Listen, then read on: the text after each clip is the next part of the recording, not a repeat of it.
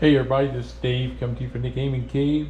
Today we're doing an open the box of Spruance Leader, the Cold War Fleet Combat Solitaire Strategy game. It comes to you and me from Dan vs. Games, DVG, copyright 2022. Again, thick box, nice and heavy, and sonar contact, bloodhound away. All right, Spruance Leader places you in command of a naval task force during the Cold War, executing missions to deter or win a war with the Soviets. Assemble the appropriate ships to attack targets and defend the task force from Soviet submarines, naval ships, and aircraft.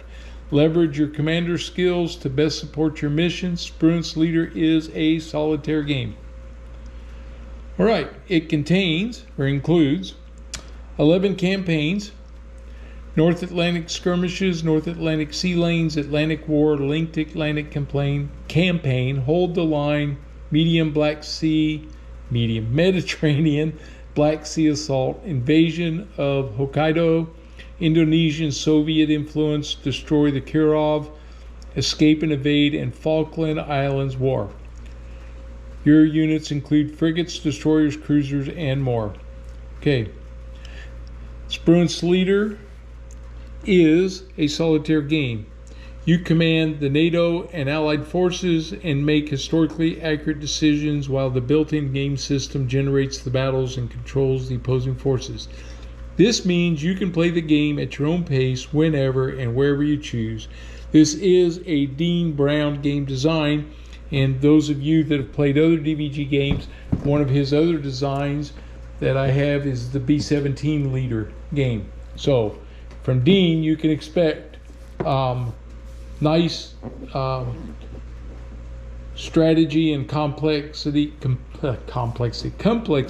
the game. Okay, so let's get the shrink wrap off and we'll see what we got. All right, we got the shrink wrap off. Let's see if we can get this box open here.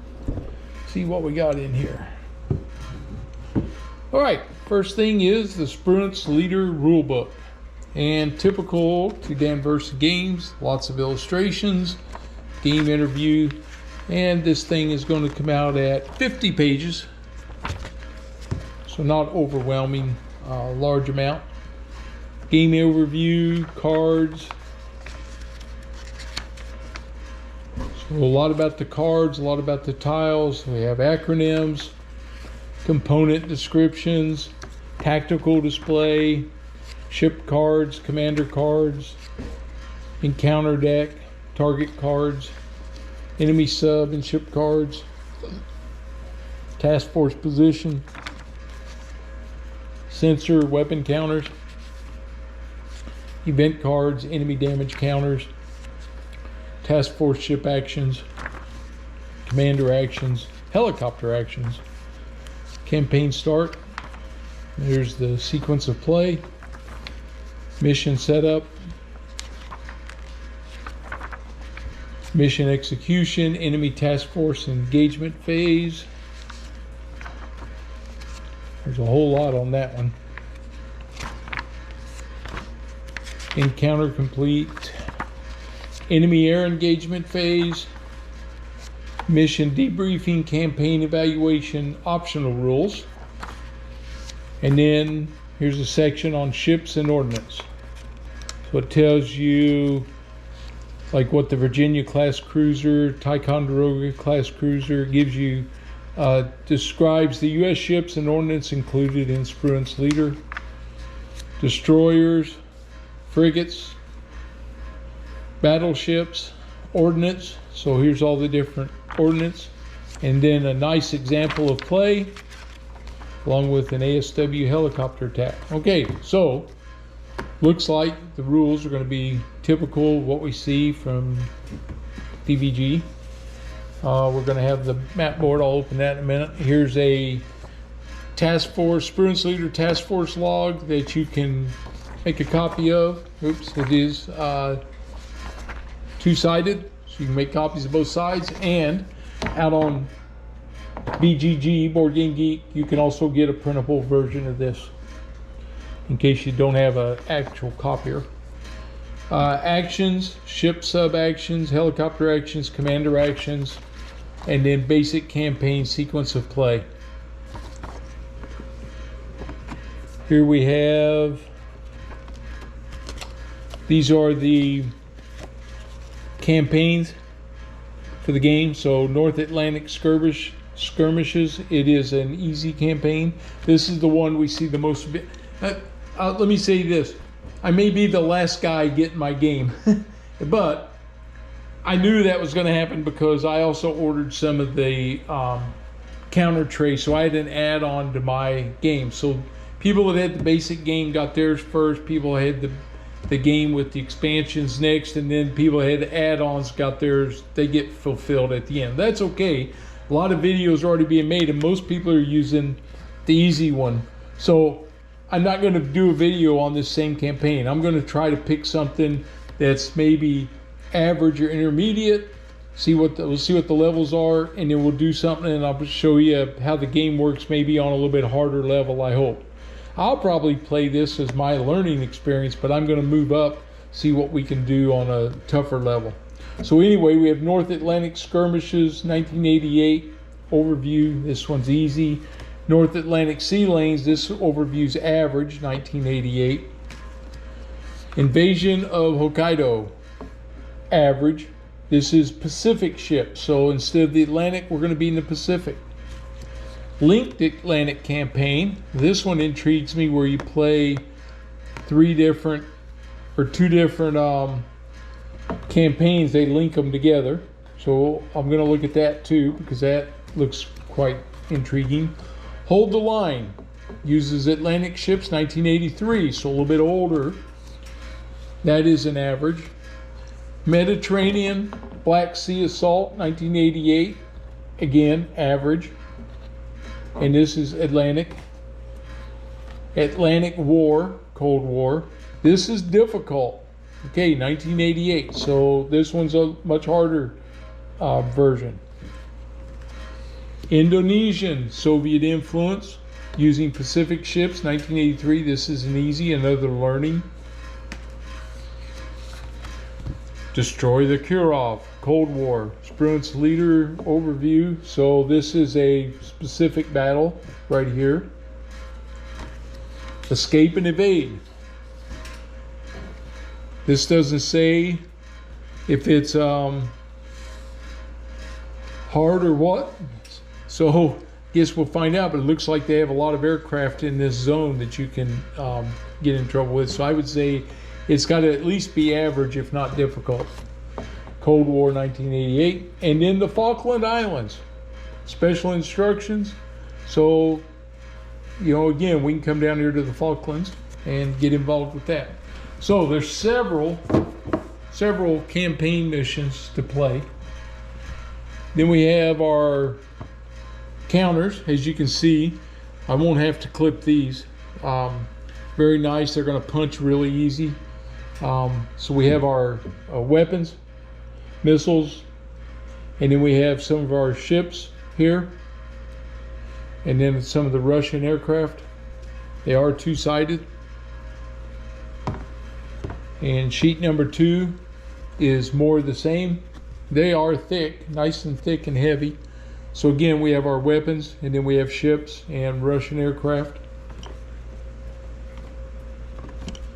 And here we have more weapons. These are some sonobuoys, and then decoys. So these are for probably decoys for the torpedo attacks. Some of our markers for the board, and then we have helicopters that we'll have. Some more Russian aircraft. And then down here, now we start to get into damage markers, stress markers, and ship markers that they use on the board. And then again, detection markers, task force ships, and Russian aircraft. Sheet number 5, some blank markers, which you never know when you may need one. And then more of just the markers for the game and some more weapons. Sorry, hit my camera. Here we still have more of the Russian markers. Of course, they're red, and then our weapon markers, ships, aircraft, sheet 7. So you can see there's a lot of counters, and they're bigger ones too.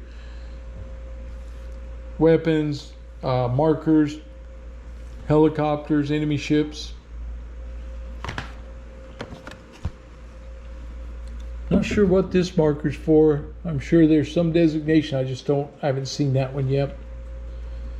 Okay, and you can see one of the counters fell out,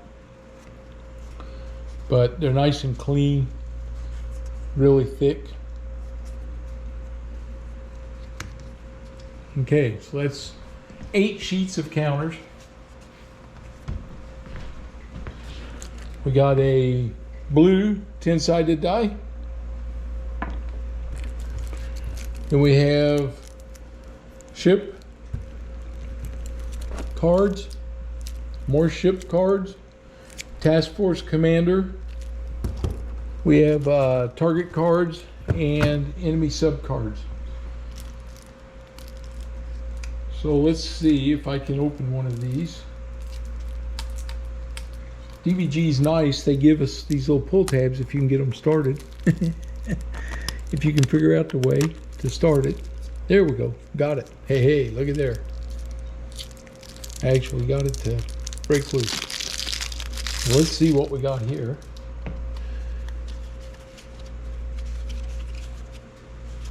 All right, so we have, let's see what we got up here.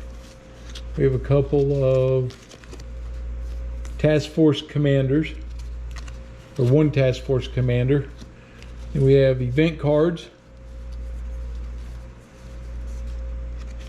So we have some event cards. So typical 2 events per card, so depending on when you draw it. And then there are support ships and helicopters. So support ships are going to do special tasks for fuel or oil, things like that. The helicopters we're going to use for detection and attacks. There's drones or helicopters, so we'll have to go through and sort all this stuff out. Okay, and then we get into different ship cards. And so these are just like the other leader games. So you're going to have, so we have N and 2, so that's a newbie. It takes 2 experience points to promote him to green. Then he needs 3. Then he'll go to average. And then from average, skilled, veteran, and W, warrior, I think is what that stands for. I could be wrong though. Don't hold me to that. So I got to separate all these and sleeve them, because I do definitely sleeve all these guys so it keeps them together. So when they do, it keeps them together, all 3 of the cards, 6 sides. So this is all ships here. And then we're going to have more ships over here. Let's see if I can get lucky and pop this one like I did that other one. Hey, I did it. Look at there. Wow. I'm on a roll with these today. There we go. This deck is ships, and more ships. Yep. This whole deck may be ships. It is. Okay, so we got, that's a huge deck of ships right there. We have our target cards.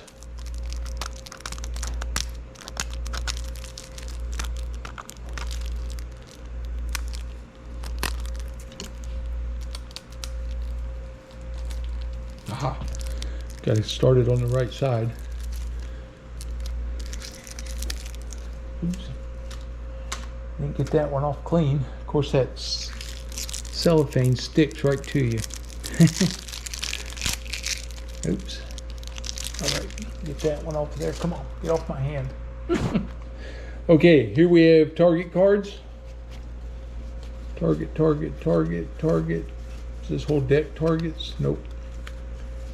Target. Okay, so Target cards are numbered 1 through 40. And then on each one of the campaigns, it tells you which ones are actually in there, and that makes up your target card deck. And then we have enemy ship cards and enemy sub cards and sensor performance. More enemy subs, more enemy subs, more enemy subs. So I got to sort all those out. And then the same thing's going to happen here. Looks like we have some more task force commander cards and enemy sub cards. So we'll get them opened up. Okay, so that's the base game. That's what you get with the base game. Very cool, typical DBG. Very happy with it. Then I did the Kickstarter on this. So with the Kickstarter, I also got my sets here for expansion. So the first expansion is Ally Expansion, and the allies have ships from different countries: Italy, Australia, Spain, I think, France, Canada. So it's going to give us different kinds of helicopters, different kinds of weapons, and of course new ships and commanders and things for the allied ships. So this is an expansion that we can use. Some of them will be for the Pacific, some of them will be for the Atlantic, so we can add more ships to the game. So I like that. We also have the carrier expansion. Now the carrier expansion comes with a mounted board. Well, no, I take that back. Those are, well, let's open this one because there's a lot in here and I'm not able to show it to you. And the whole idea of doing an open the box is open the box. So let's see what we got here. Let's get past the staples. I'll set that there. We'll open this up. Might as well open it because I'm not saving it for anything. I'm going to be using it. So let's see what we got here for this one. So we have 2 decks of cards. So it tells us fighter squadrons that go with your carriers. And there's a cost to them, I do believe, when we do this. And then, of course, it's got different carriers, different countries. Target cards that go with the carrier pack. And then we have these carrier strike missions. So we have the carrier airstrike target attack. So this is the game board that we use to keep track of that. And then on top of this, we have plowing the road, medium Cold War, 1985 Spruance Leader, use Atlantic and Allied ships. So we combine that there. Oops. We have Mediterranean Black Sea Deterrence Cold War. Okay, this is a hard. The Falkland Islands, hard. Use the UK ships on this one. Stem the Tide Cold War, average. Here's the Pacific Carrier War, so we use Pacific ships. It's difficult. So I don't know which is harder, difficult or hard. It sounds like hard would be harder. Well, I guess I'll find out eventually. Difficult, Sino-Russian War, use Pacific ships, and Indonesian Soviet influence. So you can see these missions follow along with the basic game missions also. And then we have the new helicopters, enemy troops, naval base, aircraft now for the aircraft carriers, more aircraft, air wings, so a lot more counters, and the expansion rulebook. Get my arm out of the way. All right, so we'll set this over there, and this was the carrier expansion. And then we have Then we have the Submarine Expansion also.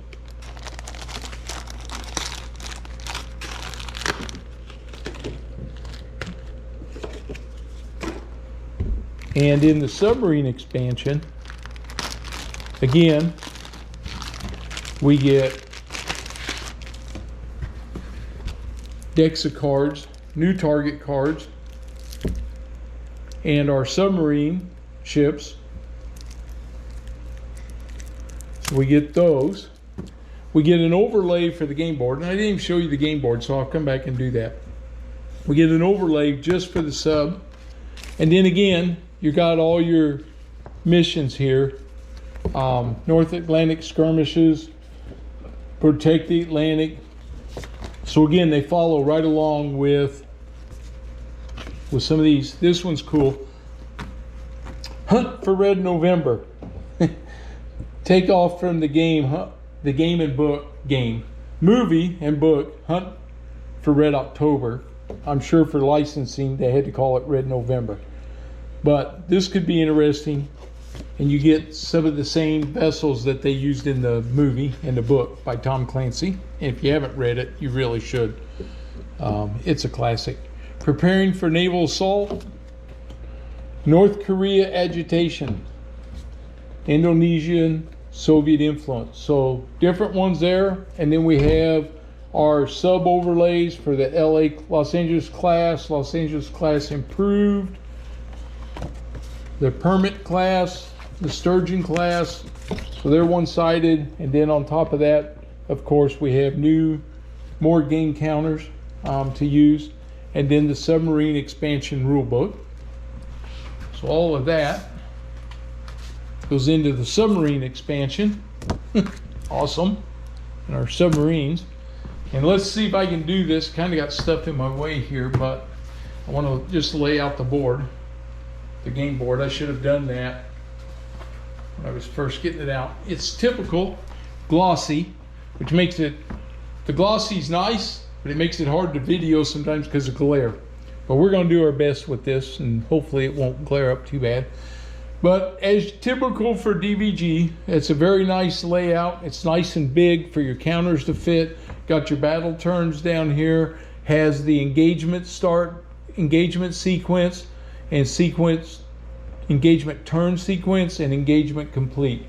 And then it has, you roll for where you, the enemy ships in their range, and then where they go on to the board.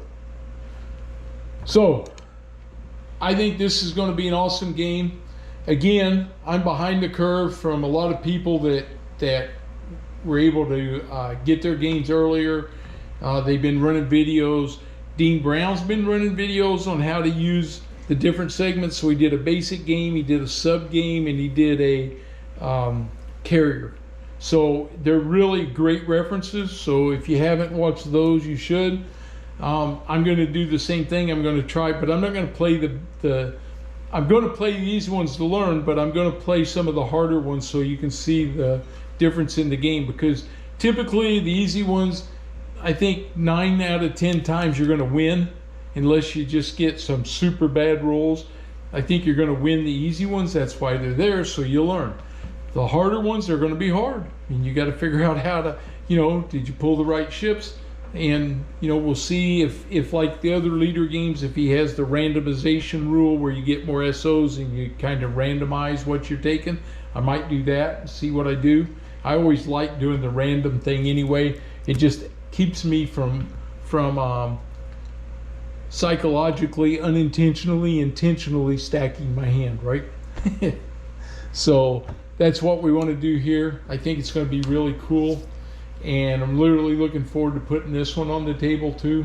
So I got a couple new ones here. If you saw my previous video on the other game that I got them both almost at the same time. So this is really cool. I got some new stuff to work on, and I'm really looking forward to it. So I hope you enjoyed the video. If you're new to the channel, please subscribe. And if you like that video, give me a thumbs up. All this stuff helps, right? So it helps me get more viewers and keeps my stuff out there in the way it comes up. And one other thing I want to say, and I know Dean mentions it, probably some others have mentioned it, but when you go to the Submarine Expansion, then it becomes a submarine game. It's submarine versus submarine and ships. So you don't have any of the surface vessels here. It's your sub going against all these guys. And I think that's really cool. And again, Tom Clancy wrote some books. Hunt for Red October was the first one I read. Shortly after that, I read Red Storm Rising. Red Storm Rising is set during this era, in the 80s, Cold War, what if, right? And that's what this game is. It's a what if. You know, for me, as a gamer, we talk about, you know, oh, people are going to say, oh, this is a fantasy game. It never happened. Well, that's right. But, you know, a lot of things happen when we play war games, right? And other games. But when we play war games, even if it's a historical game, you're having the chance to change history in a game by what you do and by the randomness of things that happen to you. That's the fun of the game.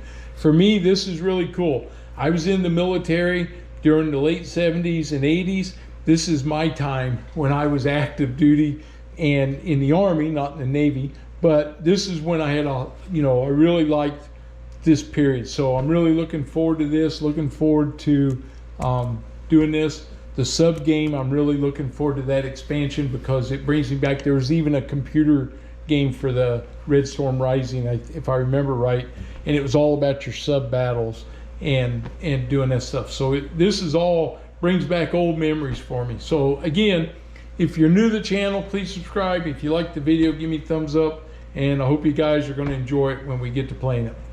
All right, everybody, have a good one.